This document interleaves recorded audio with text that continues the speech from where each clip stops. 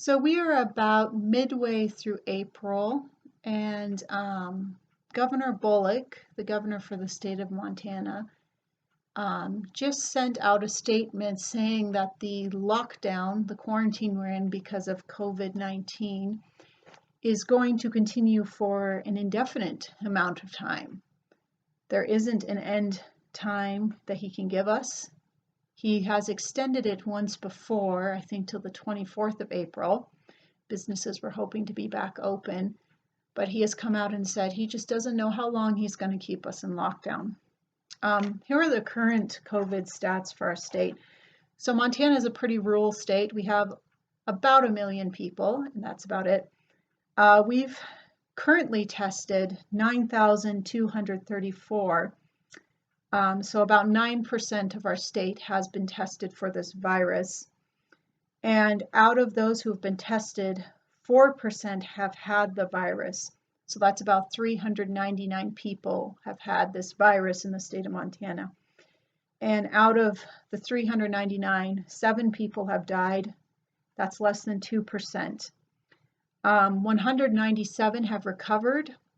This virus thing has been going on for about a month, maybe. So 197 have recovered. That's 49% have recovered. So currently 202 people have the virus, but only 24 of them are hospitalized, which leaves the virus at about a 12% hospitalization rate. As a whole, 50 people have been hospitalized since this started, and that's about a 13%. So you're seeing about a 12%, 13% hospitalization rate. So currently, 0.02% of the people in the state of Montana have this virus, so 202 people. But this isn't about whether the virus is bad or whether it's not bad. I feel like that is kind of a side note. It's a bunny trail conversation. That is not the issue. And if you think that the virus is the main issue that we are facing, that's incredibly nearsighted. There is a bigger issue going on that needs to be addressed. The question is, are our constitutional rights only valid in good times when there isn't a crisis? Or when it comes convenient, are they the first thing to go to the side? If that is true, then what we are effectively saying is tyranny and monarchy and kings and queens work better because in a time of crisis, that's what you want. You want somebody to stand up and just say, here's what we're going to do, zip it out there, and everyone has to comply. But if freedom doesn't work in a time of crisis, then freedom doesn't work at all. And basically all we're doing in good times is just play acting at freedom, which means we haven't actually been fighting for freedom all these years that we've had these wars. What are we fighting for? So that's just something I keep thinking in my head. And I know people say, well, these measures are temporary to keep everybody safe. I really struggle with this. And the reason is, I was in high school when 9/11 happened, and it was terrifying. Everyone was glued to the TV. The world came to a halt, and we were so worried. I mean, we were told the terrorists were just going to all come and get us. And so the government said, don't worry, we're going to pass these temporary measures. They take away a lot of your civil liberties, but they are temporary. And when the threat is gone, you're going to get those back. So 9/11 was 20 years ago. And last month, I believe, that Patriot Act came up for vote again. And again, they voted it in. So it's still the law of the land. That was supposed to be a temporary measure. And 20 years later, we still have that.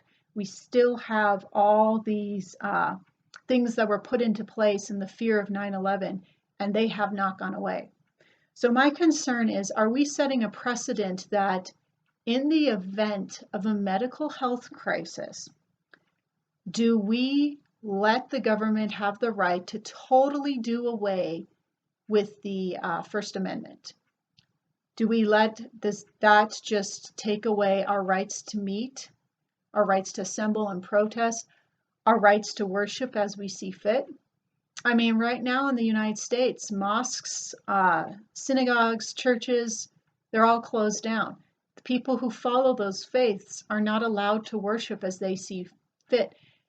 And I never, ever thought in my lifetime that I would watch the government of the United States and our state governments take away people's First Amendment rights, and there's a resounding applause from the populace saying, "Thank you, O benevolent leader, for taking our rights away to keep us safe." The government's job is not to keep us healthy or prosperous. The government's job is to protect our rights. There are a lot of ways of handling this virus, and I'm not saying there's not a virus. I feel like anytime I speak out against what is happening, people just assume I want everyone's grandma to die. And I don't want everyone's grandma to die, but I also don't want to leave behind for my children a country where they are not allowed to freely make their choices in society without having a big brother on their back. And I would be very sad if that happened in this country and I did nothing to speak up about what is going on. So I just have these concerns. I am honestly thinking about marching on our state capitol.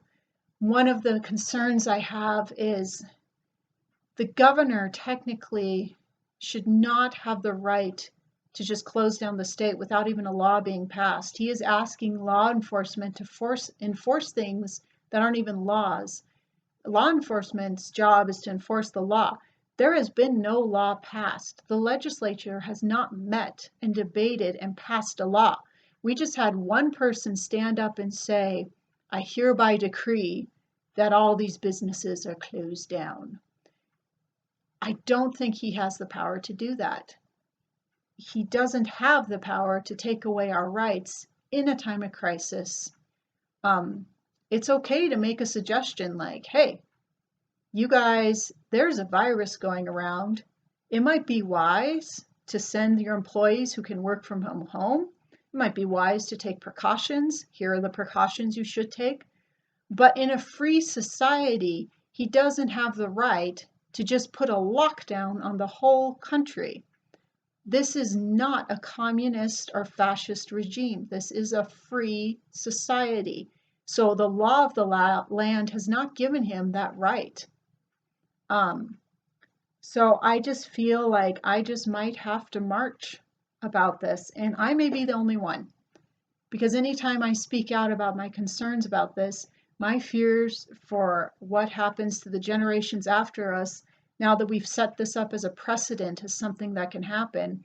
I mean, what, we're going to have a bad flu season someday and they're going to lock down everything, and the businesses my kids start are just going to tank on the whim of a government politician?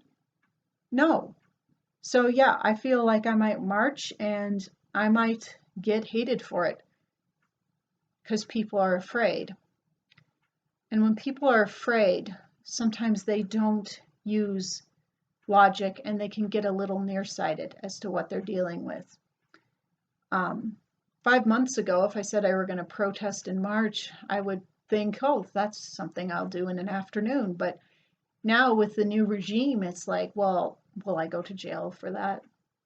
Will I go home that night? I don't know, because the rules don't seem to really apply at this moment. We have counties asking their neighbors to snitch on each other and report if somebody's violating the quarantine. And I'm just very sad for America. I just expected more from this country who totes freedom all the time, but apparently when it comes down to a crisis, they really just want the benevolent government to take care of it for them. So I'm very concerned about that. I also struggle with it as a Christian. I wish to respect rulers and authorities that are put over me as ordained by God. But I also realize that right now, the people put over us are violating the laws of the land. The law of the land says we have the right to assemble. It says we have the right to worship. It says we have these rights. And the law of the land was put in place to limit the government from what they are able to do and not limit the people from what they are able to do. And so do I speak out when the government has violated and is acting illegally? I don't know. So I'm just doing some soul searching. So if you find me later today, I may be making signs and marching on the Capitol, but I don't know what we're going to do next. But I don't think doing nothing is an option at this point. And that's what I got to say.